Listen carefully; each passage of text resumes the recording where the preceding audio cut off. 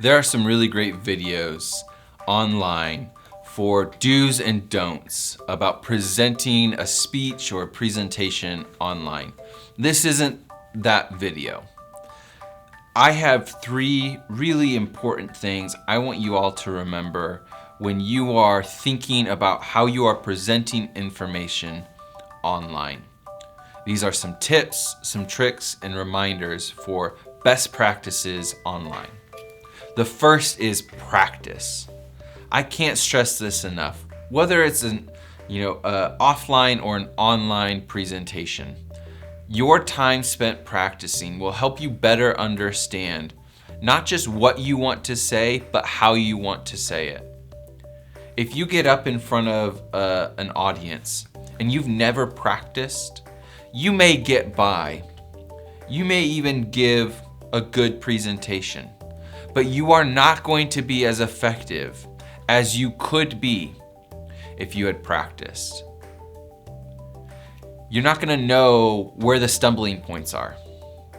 You're not gonna know where you need to add more inflection or give a better explanation, because when you were saying it in your room, you realize that didn't quite make sense. You're not gonna have that experience. So it's not just what you say, but how you say it. Another reason that you should practice is that whenever you are using any sort of technology, you really need to know how to use it well in order to have your presentation be as smooth as possible.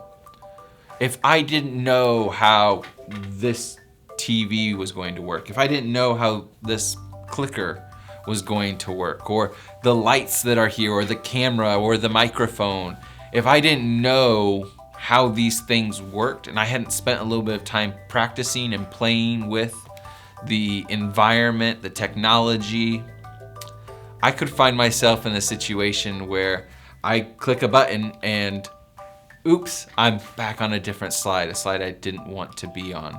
So spend some time practicing. It's not just for offline presentations. Practice for your online presentations as well. The second thing I want you to remember is to consider your nonverbal communication. Nonverbal communication is any of the things that we don't say. And whenever you're communicating through a screen, you end up becoming two-dimensional.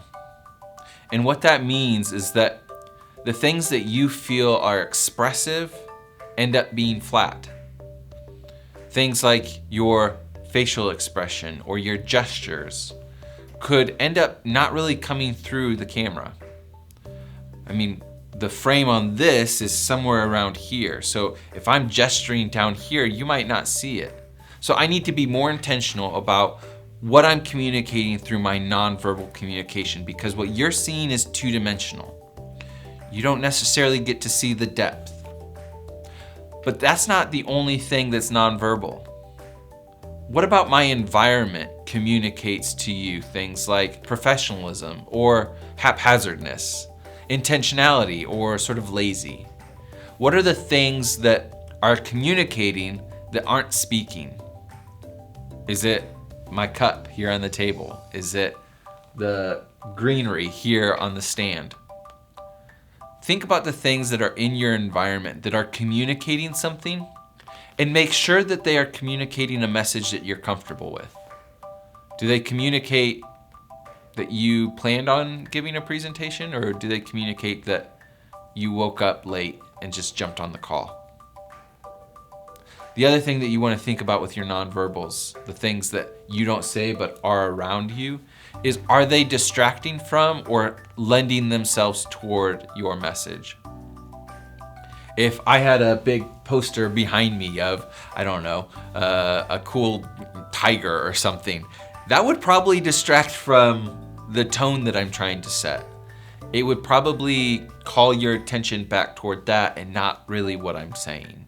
So consider your nonverbals.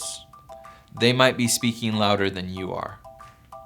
And lastly, work with your tech, not against it.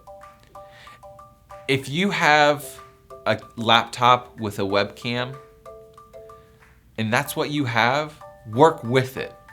Don't set yourself up in a situation where that's not gonna be good enough. If it's way back away from you because you wanted to stand and get a good piece of your space in frame, that might not work out so well with the kind of camera that you have on your laptop. Don't think of yourself as having to put together this highly produced, highly polished product if you don't have the tech to do it. Instead, work with your tech. Understand angles. If you are sitting down at a desk and your laptop is lower than you, then the camera is going to maybe get an angle that's less flattering. So maybe set your laptop up on a couple of books, or maybe set it up on a low shelf. That way it's at a slightly better angle, maybe at eye line or slightly above. That way you're coming across in the best way possible.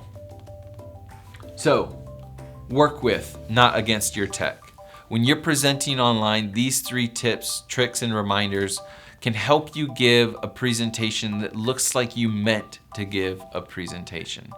Presenting online poses a different set of challenges than presenting in a classroom or from a stage, but it doesn't mean that it's inferior or that it is something to fight against. Our reach can be expanded when we present online. The opportunities to connect with different ideas and get different sorts of feedback increases when we present online. So don't shy away from this opportunity to take the skills that you're learning and apply them to online presentations.